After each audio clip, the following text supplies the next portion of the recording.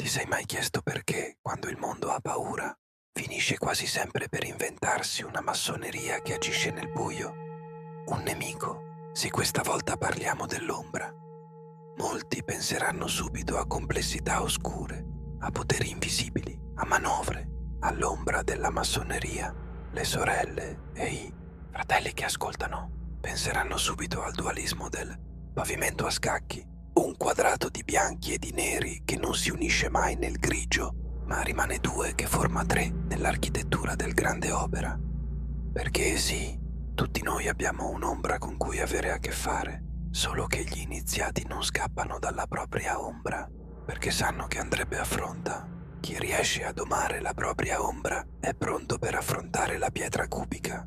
Quindi questa volta si parte da qui, dall'ombra, non come insulto, non come leggenda ma come fatto umano, perché il simbolismo dell'ombra è una parte importante dell'esoterismo massonico. E allora oggi, in questa loggia interiore che si chiama massoneria esoterica, noi vogliamo guardare l'ombra da due lati. L'ombra che viene attribuita alla massoneria e l'ombra che ogni essere umano porta con sé e che, se non la riconosce, la scarica fuori su qualcuno, su un gruppo esterno, su un simbolo. E vogliamo prendere spunti importanti dal primo capitolo del libro Esoterismo e massoneria del professor Claudio Bonvecchio, libro edito da Limes. Bonvecchio descrive bene questo meccanismo. Tante piccole ombre attribuite all'ordine esoterico finiscono per fondersi in una grande ombra, l'ombra della massoneria, che nell'immaginario collettivo diventa capace di influenzare governi, mercati, rivoluzioni, carriere, costumi. Ma fermiamoci un istante, perché questa figura ritorna sempre, perché la società sembra sempre aver bisogno di un continente sommerso su cui gettare le proprie ansie. Secondo me la questione è semplice e tagliente. Quando un uomo o una donna non vuole vedere la propria ombra, cerca un portatore esterno, un capro espiatorio. La violenza proiettiva contro la massoneria può diventare una catarsi per chi massone non è, perché consente di non inquietarsi, di non turbarsi, di non guardare ciò che si muove dentro. E questo riguarda anche i profani che ci ascoltano e riguarda anche noi iniziati, perché la proiezione dell'ombra non è un vizio che si cura con un grembiule, è una dinamica umana. Quando la folla dice loro sono nell'ombra, gli altri sono i nemici, spesso sta dicendo io non voglio vedere la mia ombra, non voglio guardare dentro di me perché ho paura di me stesso o di me stessa. E quando un iniziato dice il mondo è tutto profano, spesso sta dicendo io non voglio vedere qualcosa dentro di me che mi punge e mi fa male. L'ombra è un linguaggio e parla sempre, anche quando facciamo finta di non sentirla. Allora che cos'è davvero questa ombra? Da un lato è la leggenda pubblica, l'ombra sociale, l'idea che esista un potere senza volto. Questo è un punto importante, perché ci dice che l'ombra non è solo buio, è anche comodità.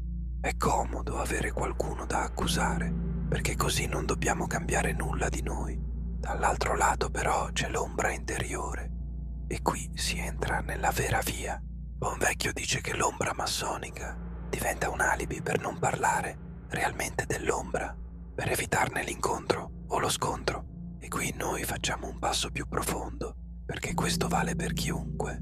Quante volte nella vita abbiamo un alibi elegante per non fare qualcosa?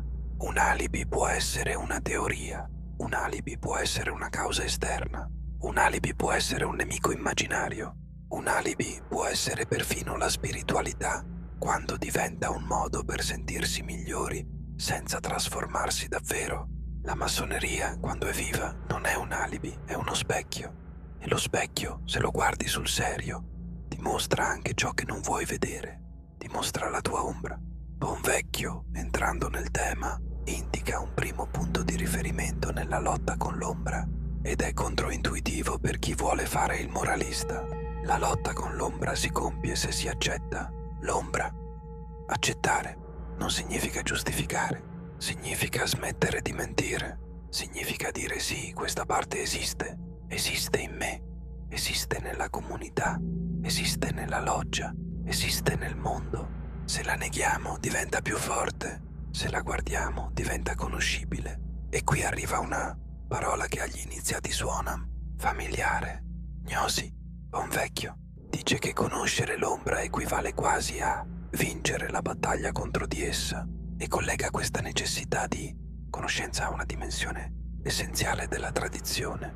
Noi la traduciamo così: è l'immagine del cavaliere che doma il drago, non lo uccide, lo sottomette alla sua forza. L'ombra non si vince a forza di frasi belle, l'ombra si doma con precisione, con un atto di osservazione, con il coraggio di chiamarla per nome, quali siano i suoi nomi nella vita di ognuno di noi. Può essere invidia, può essere aggressività trattenuta, può essere desiderio di dominio mascherato da servizio, può essere bisogno di appartenenza che diventa conformismo, può essere paura di essere visto per quello che si è, e allora si costruisce un personaggio. L'ombra è memoria, è parte istintuale e non razionale, e negarla equivale a negare le fondamenta dell'uomo, senza cui non può reggersi. La via massonica, quando è esoterica, non ti chiede di diventare puro, ti chiede di diventare vero. E diventare vera è più difficile che diventare rispettabile. Ora, cosa significa tutto questo in pratica per te che ascolti? Noi proponiamo 3 chiavi di riflessione, semplici ma non facili. Prima chiave: osserva la tua proiezione. Ogni volta che senti un giudizio eccessivo, una rabbia sproporzionata, una certezza assoluta contro qualcuno, fermati e chiediti: cosa sto evitando di vedere in me? Non è psicologia da salotto, è alchimia morale. Ogni proiezione è un piombo che cerca un volto su cui posarsi.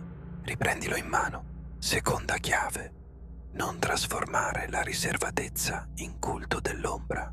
Buon vecchio avverte che il rispetto per la privacy non deve diventare elogio della propria ombra, delle proprie paure, delle proprie insicurezze, perché allora la protezione diventa dannazione. Se ti nascondi per paura, alimenti l'ombra.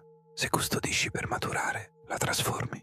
Terza chiave: sacrifica le false certezze. Buon vecchio parla della possibilità di riportare una grande vittoria se si è disposti a sacrificare le false certezze, gli idoli, per morire all'ovvio e rinascere all'essenziale.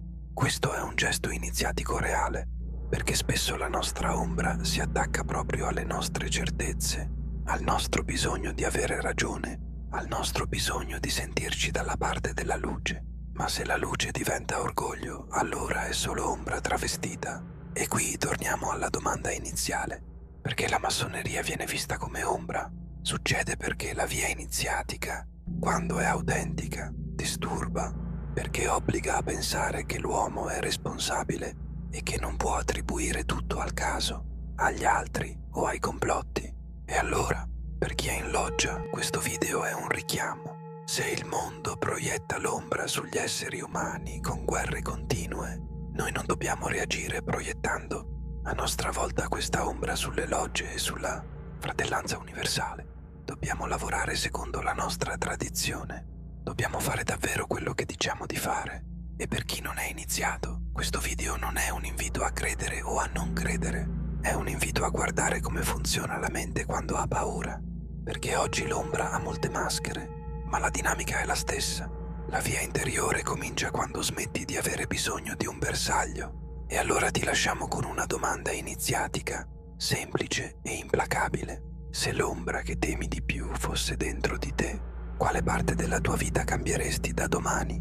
Non per apparire migliore, ma per diventare più vero. Se questa tavola ti è utile, iscriviti al canale, lascia un segno nei commenti. E se vuoi approfondire il linguaggio simbolico che sostiene questo lavoro, guarda anche il nostro video sulle 2 colonne, soglia e responsabilità, perché è lì che si capisce che tra l'ombra e la luce non c'è una guerra morale, c'è un varco e un atto di responsabilità. E se desideri una seconda tavola su Buon Vecchio o su un altro autore, scrivicelo nei commenti, noi leggiamo e rispondiamo.